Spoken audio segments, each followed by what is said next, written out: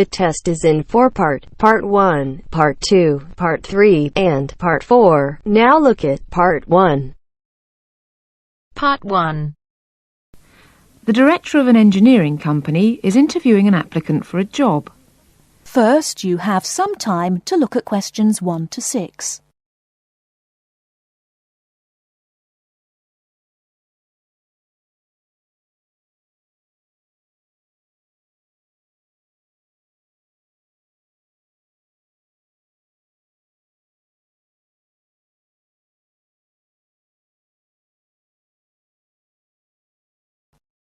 Now we shall begin.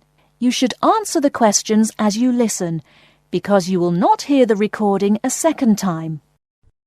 Listen carefully and answer questions 1 to 6. Good morning. It's Mr. Robinson, isn't it? Have a seat. Stephen Robinson. Yes. Is that S-T-E-V-E-N or P-H? It's V. OK. I've got your letter of application, but I need a few more details for the file.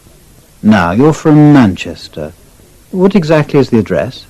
Yes, it's Dynevor Gardens. That's D-Y-N-E-V-O-R. Prestwich. Thanks. And telephone? Well, it isn't mine, it's the landlord's, but I can be contacted. It's 483-250. Uh-huh. The landlord lives in, does he? Well, he has the flat downstairs, and he's a friend of the family anyway. I see. OK. According to your letter, I imagine you were born in, let me see, 1960? 61. Right. And the date? 12th of July. Thank you. And I believe you're married. No, I'm getting married, but not for a few months. Oh, sorry.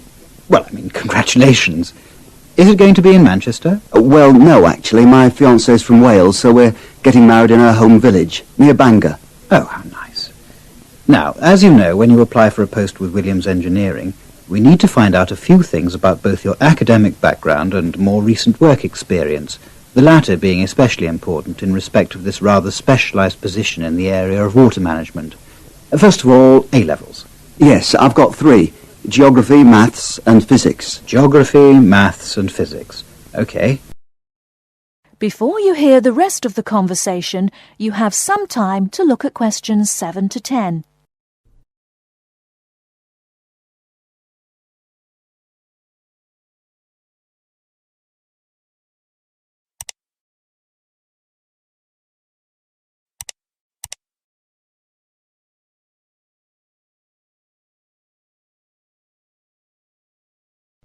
Now listen and answer questions 7 to 10.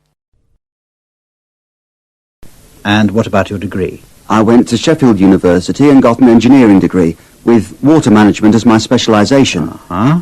And as for work experience, I started out after graduating in 1986 in China, working for the Chinese government. Did you work as a volunteer? No, I did get a nominal salary. It was a 2-year irrigation project. That sounds fascinating. How did you organise that? You say it wasn't a British company, then? No. My university had links with a Chinese engineering university, so it was organised at that level.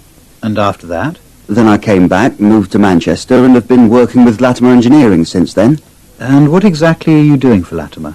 Oh, I'm working in irrigation again, this time as a project research assistant. Great. I've got your details. Now let's move on to a more general discussion about what we're looking for. That is the end of Part 1. You now have half a minute to check your answers.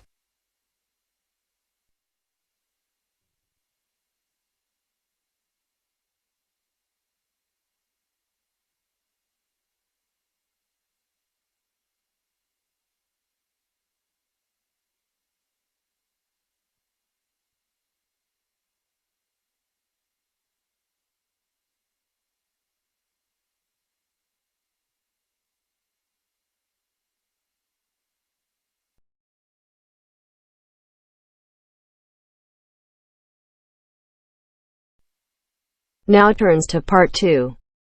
Part 2. A conversation between Alan and Gianna, the office counsellor of a company. First, you have some time to look at questions 11 to 16.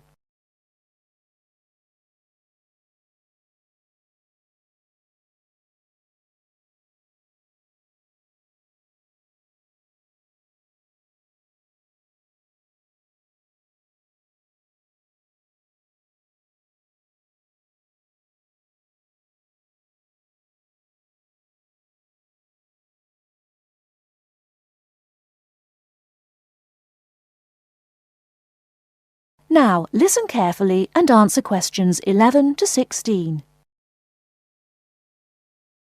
What's up, Gianna? You look like you're in bad shape. Yes, maybe I'll get sick leave from the boss and finally catch up on some sleep. I've barely eaten and slept in days. Those are warning signs of occupational stress. How are things at work? Terrible. After all the layoffs lately, the workload is totally overwhelming for everyone that's left. So I spend every waking moment in the office. I'm kept busy all the time. So you need to take a few minutes break every so often to clear and refresh your mind. But my boss will complain I'm not hard-working. She's so capricious that you can't predict her reaction sometimes. Maybe your boss just doesn't have a clue about how much you're really doing. Keep her updated on your achievements and projects. Also insist that she prioritize everything so you can manage your time better. That's right. I suppose that would help me regain some sense of control, but I'm afraid that she'll take that as a sign of laziness and give me the axe. So take the initiative and hit the job hunting trail now. You'll be surprised at how many opportunities are out there. Well, that's encouraging. Anyway, you should cheer up and get rid of the situation.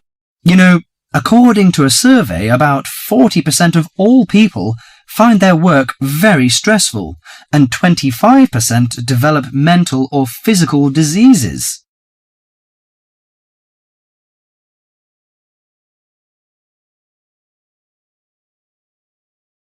Before you hear the rest of the talk, you have some time to look at questions 17 to 20.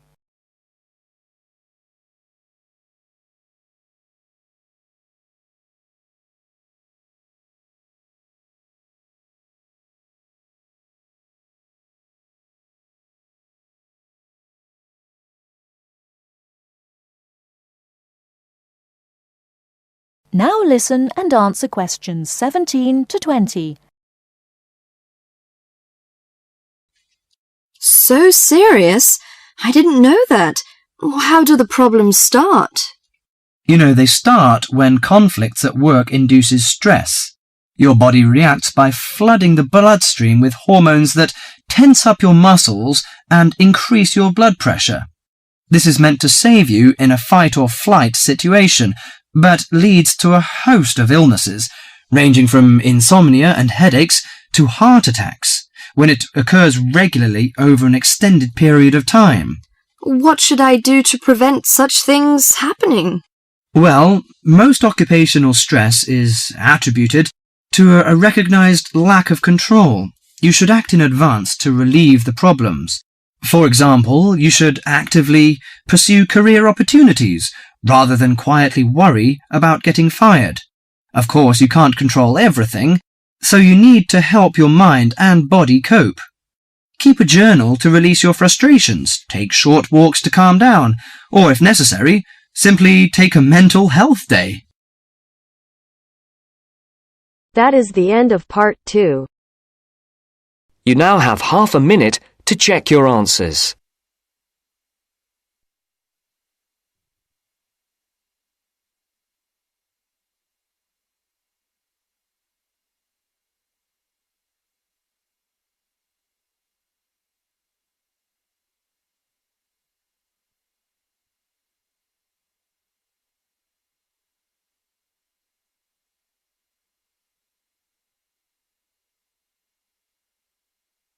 Now turns to part 3.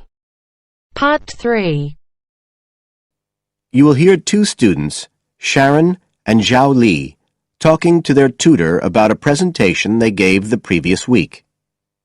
First, you have some time to look at questions 21 to 23.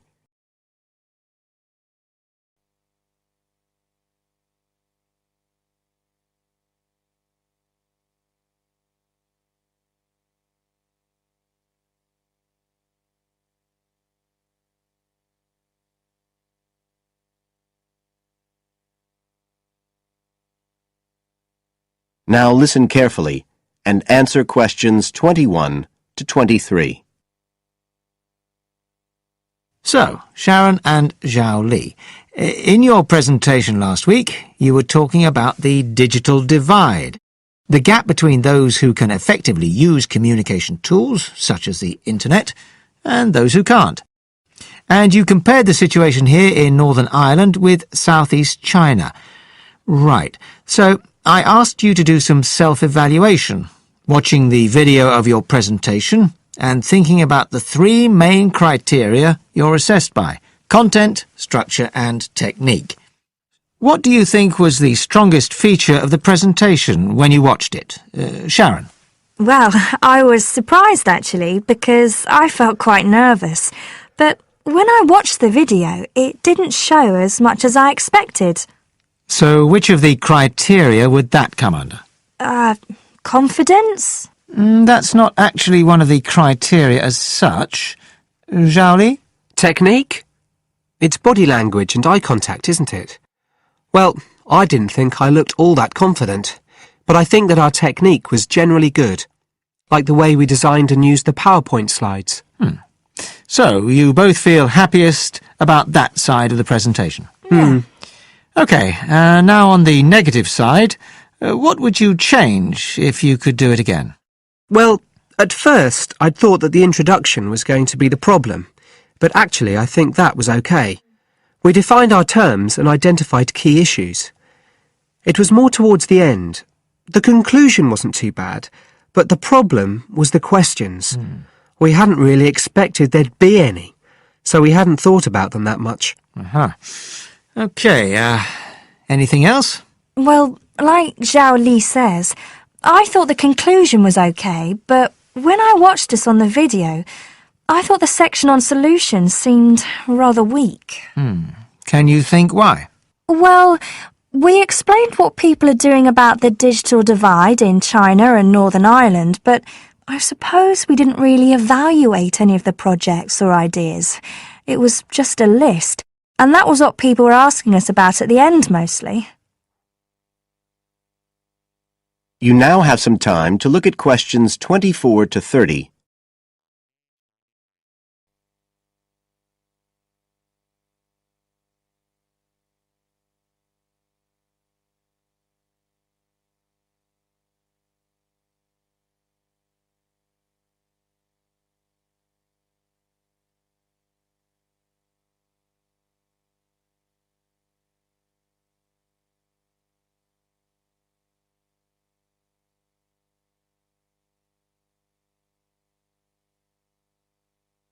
Now listen and answer questions 24 to 30.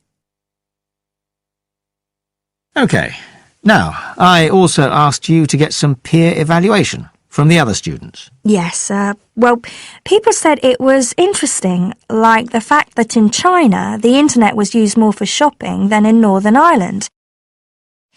They said sometimes it was a bit hard to understand because we were talking quite fast, but we didn't think so when we watched the video. No, it's a bit different, though, because you know all this information already. If you're hearing it for the first time, you need more time to process it. That's why signposting the structure and organisation of the talk is important. That seemed OK. No one mentioned that as a problem. Some people said that we could have had more on the slides, like some of the other groups had nearly everything they said written up on the visuals as well. But other people said the slides were good. They had just the key points. Yes. And most people said we had quite good eye contact and body language. They all pointed out we'd overrun. They all said we were 5 minutes over. But we timed it afterwards on the video, and it was only 3 minutes. We were a bit unsure about the background reading at first, but I think we did as much as we could in the time. Anyway, no one commented on that under content. But one thing that did come out was that they liked the fact we'd done research on both Northern Ireland and China. Most other people had just based their research on one country. We managed to get quite a lot of data from the internet, although we had to do our own analysis, and we did our own surveys as well in both countries. So the class gave us best feedback for content, but it was all okay. Right. Well, that's quite similar to the feedback I'm giving you. I was very impressed by the amount of work you'd done and by your research methodology. So, actually, I'm giving you full marks for content. 5. The structure of the presentation was good, but not quite as good as the content, so I gave that 4, and the same for technique, so well done. Thank you. Now, the next stage is to write up your report. So, just a few pointers for you here. First of all, in your presentation, I think your ending was rather abrupt.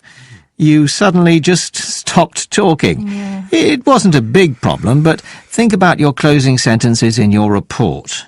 You want to round it off well. One thing I forgot to mention earlier was that I felt a very strong point was that after you'd given your results, you explained their limitations. The fact that we didn't have a very reliable sample in terms of age in China. Yes, that section. So don't forget to include that. And you had some excellent charts and diagrams, but maybe you could flesh out the literature review a bit. I can give you some ideas for that later on if you want. OK, is there anything else you want to ask? No, thank you. Thanks. That is the end of part 3. You now have half a minute to check your answers.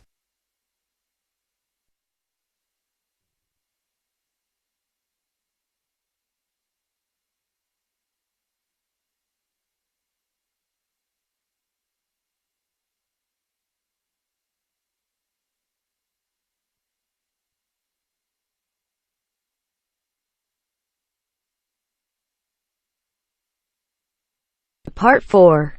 Part 4. Complete the notes below. Use no more than 3 words for each answer.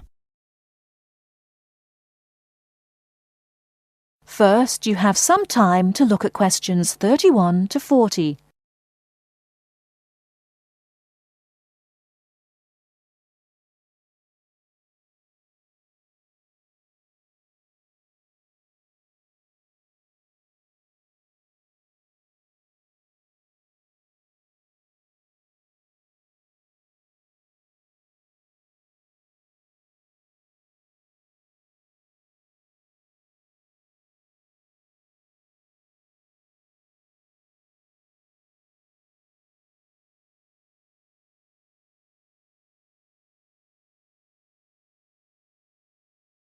Now listen carefully and answer questions 31 to 40. Good afternoon. I'm glad you all found your way here. Now I'd like Dr. Wallace to introduce us to the Arboretum. Good afternoon. Although at first glance the Arboretum may look like a park, it is a research and teaching facility that also provides a place for people to develop a positive relationship with nature. When then University of Wisconsin-Madison purchased the land, mostly during the 1930s, much of it bore little resemblance to its pre-settlement state. Instead, it had been turned into cultivated fields and pastures that had fallen into disuse. The university's Arboretum committee decided, early on, to try to bring back the plants and animals that had lived on the land before its development. Though they may not have anticipated it at the time, the committee's foresight resulted in the Arboretum's ongoing status as a pioneer in the restoration and management of ecological communities. In focusing on the re-establishment of historic landscape, particularly those that predated large-scale human settlement, they introduced a whole new concept in ecology: ecological restoration. The process of returning an ecosystem or piece of landscape to a previous, usually more natural, condition. Madison was a fast-growing city in the 1920s. Fortunately, some leading citizens recognized the need to preserve open space for Madison's residents. Most of the Arboretum's current holdings came from purchases these civic leaders made during the Great Depression. In addition to inexpensive land, the Depression brought a ready supply of hands to work it. Between 1935 and 1941, crews from the Civilian Conservation Corps were stationed at the Arboretum and provided most of the labor needed to begin establishing ecological communities within the Arboretum. Efforts to restore or create historic ecological communities have continued over the years, with the result that the Arboretum's collection of restored ecosystems is not only the oldest, but also the most extensive such collection. In addition to these native plant and animal communities, the Arboretum, like most arboreta, has traditional collections of labelled plants arranged in garden-like displays. These horticultural collections, featuring trees and shrubs of the world, are the state's largest woody plant collections. That is the end of part 4. You now have half a minute to check your answers.